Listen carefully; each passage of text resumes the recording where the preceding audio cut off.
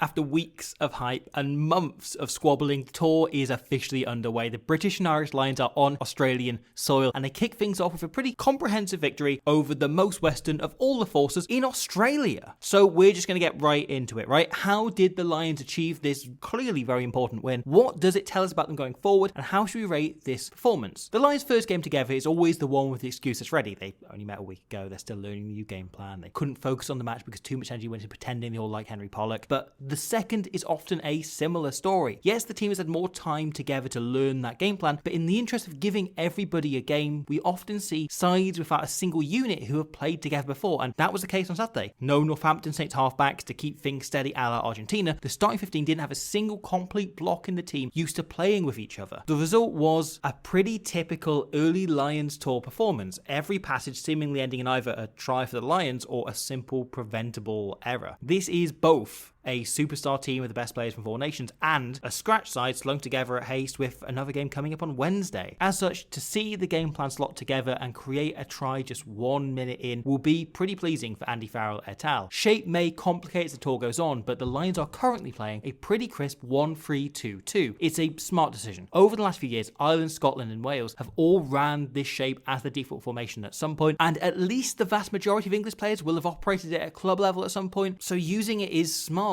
And it works incredibly cleanly in the lead up to this opening try. The Lions kick long and off the clearance, Daly opts to run it back immediately. As the Western Force line assembles, Schumann here throws his arm in the air to signal a gap in the chase, so Daly runs it straight at him, at his prop, and hence that hole. It gives Daly an immediate positive carry, but also allows other Lions to set their shape immediately off Schumann, knowing the ruck will be roughly here, instead of waiting for Daly to take it in and wait and see where he's going to end up. It allows the first carry to be lightning fast, the two props clearing out. A 1 second ruck off kick return is ridiculous. That's incredibly fast, way before defense can align, and it catches the Force completely off guard. They play again, and the ball is then recycled fast, with Russell joining a wider 2-pod before reloading out wide to bring the backs now into the game. Both Force centres are out there, and you want them out the game, so Finn drops off a semi-hospital pass to Sione to engage them, and it shortens the Force line fast. However, Hamish Stewart makes a brilliant mess of the ruck, and Russell gets dragged in. But the really great thing for the Lions over this whole passage really is how little losing their 10 phases them, even so early on in this team's evolution. Lowe steps in at 10 instantly, organising the next pod before setting things wider. Whilst Little Piss Boy almost picks off the pass, almost takes the intercept, it allows the Lions to keep playing with pace and shape. They go right to Whit with Lowe, then Russell takes back over and works them left, the other way. Stewart has reloaded on the open side and makes a tackle on Daly, whilst fellow centre Proctor has remained wide, and Russell sends Schumann right into the last forward before him, then lines himself up directly opposite that 13. Nick White has flooded back into the line, but this wide ball from Russell forces Hartford to come up from fullback, and that's what opens the opportunity. Donaldson, a 15, comes in behind to cover the wing, now only one person in the backfield, and even once Hartford is back to his feet, he stands in the main line here in case Russell goes wide again, meaning Donaldson can't come across and help Peach out. With the centre split and forward shifted back and forth by the Lions playing this repeated wide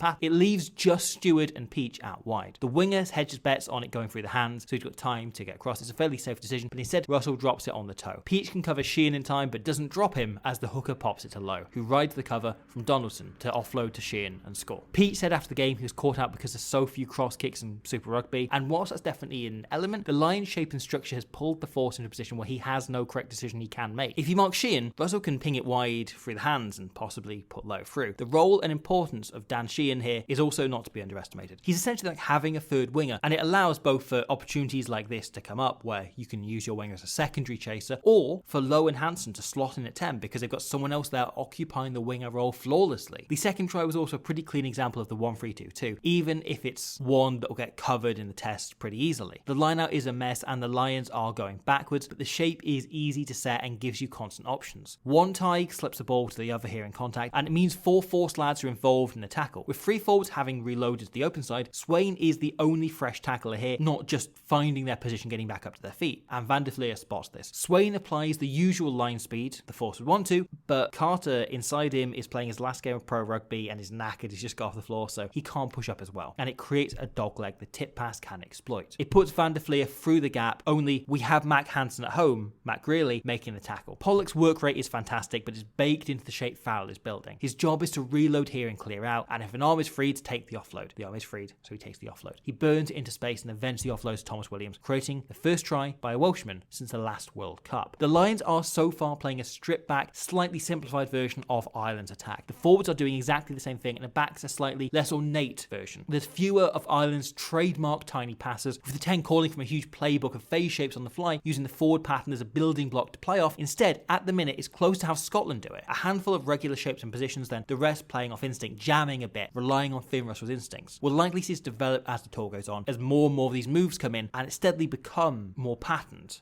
more ornate. But frankly, it's a really smart way of building that game plan. Of course, though, it is possible Farrell has just dropped the whole lot on them right away, and they just aren't executing that cleanly yet. First phase here is excellent. Russell's trademark eye dummy, putting Ringrose over the gain line, but the next phase he sets blindside, but last second changes his mind, meaning Tuipulotu is even later in wrapping around. Cummings joins a Glasgow medley that makes some ground, but if the 10 and 12 are a split second faster into shape here, they read the play and understand the system a bit better, maybe they create a try. As it is, Ringrose straightens really well here, and Russell tries another blind ball to Sheehan, who thinks he's a dummy runner and nothing more, and knocks it on. Russell played very well. He was excellent. But there were tiny beats of both him still adapting to the game plan, and more importantly, the players around him adapting to playing with him. With Finn Russell as your 10, the ball is in his hands. Literally every option is in play at any moment, and it's easy to forget that if you play in a team where that isn't the case. Most notably shown in the brilliant try finished by Elliot Daly, perhaps the player I forgot how much I enjoy most between Lions tours. His quick tap is brilliant. It's really smart thinking. Very few other players are doing this. Thomas Williams' second try is also lovely. Cummings is incredibly alert and makes a positive carry, and look at the way the Lions options flood round the short side, looking to overwhelm with numbers. It's very Farrell, more interested in overlaps than space. There are 9 Lions here against 4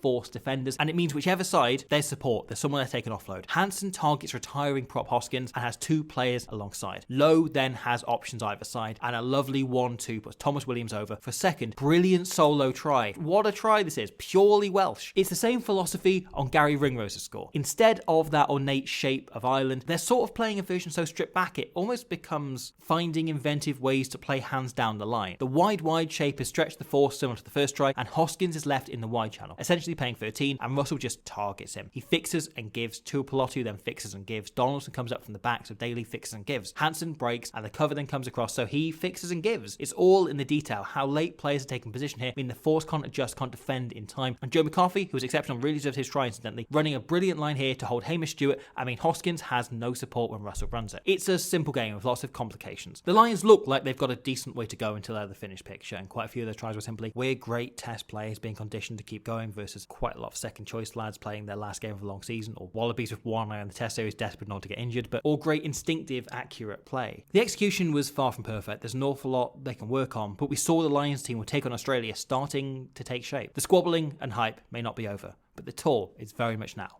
underway. Thank you for watching that. I really hope you enjoyed it. There's loads more on the channel. Let's look at the Lions Argentina. We're more coming on this channel and on the second channel, More Rugby, over the next few days. We're going to look at whether rugby can take off in the USA a few days ago. So please go and have a look around the channel. Please go and see. There's so much more going on. There's so much going on at the minute. We're hopefully going to cover some video games for the weekend on More Rugby. There's going to be so much. Thanks for the support channel on Patreon. Honestly, it makes such a difference to make videos like this possible and feasible, and hopefully we can continue doing this in the same way. So thank you so much, and I'll see you very soon for more rugby. The first try of the night. Donaldson's doing a little bit of tailoring and measuring up here on Tuipulotu. Mate, what a stitch up. Oh, very good.